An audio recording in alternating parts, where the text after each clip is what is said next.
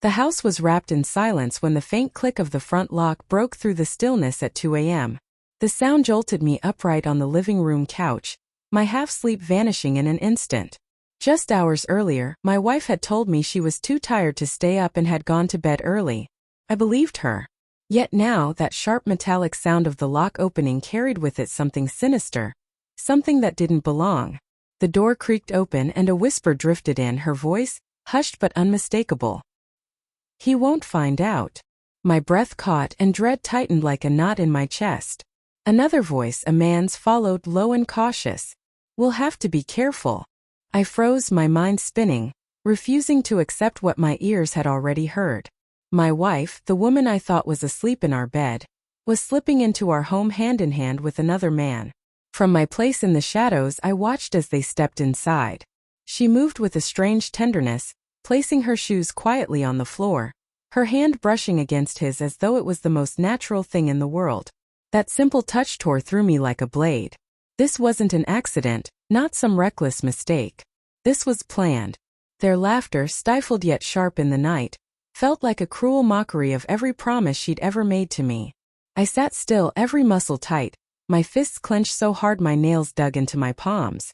Rage battled with heartbreak until I felt myself unraveling from the inside out. The man reached forward, his fingers gently moving a strand of her hair behind her ear. "He's sleeping, isn't he?" he whispered. She nodded quickly, her voice a faint confirmation. "Yes, he never notices at this hour." The words lit a fire in me, hotter than the ache of betrayal. How many times had I believed her soft declarations of love? How many nights had she lied so seamlessly while looking me in the eye? I stepped forward, leaving the shadows behind. The look on their faces when they saw me was almost worth the devastation. Her sharp intake of breath, her hand jerking back, his body stiffening like a cornered animal. For a long moment I said nothing. My silence was heavier than any outburst could have been. Finally, I let the words slip out, steady though my hands trembled. "So this is what happens when you think I won't notice."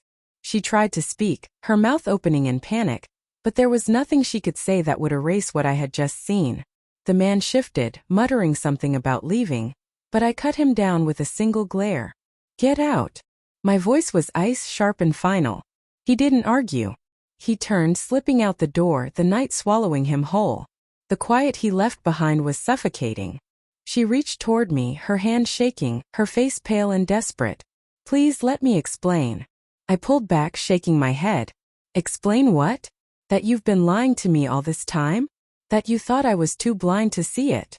Each word landed like a hammer, though I kept my voice calm, refusing to let her see me shatter. Tears streaked her face. She begged, insisting it was a mistake, swearing she hadn't meant for it to happen. But her own words with him had already told me everything. This wasn't the first time, and it wouldn't have been the last. She had hidden her betrayal well, until tonight. I turned away, heading for the bedroom. She followed me, her voice breaking as she pleaded, promising she would change. But her promises rang hollow. I pulled a bag from the closet and filled it with what I needed. Her voice grew more frantic as I zipped it shut, but I didn't look at her.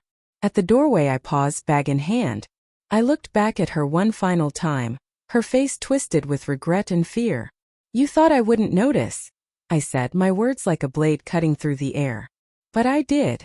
And now you've lost me forever."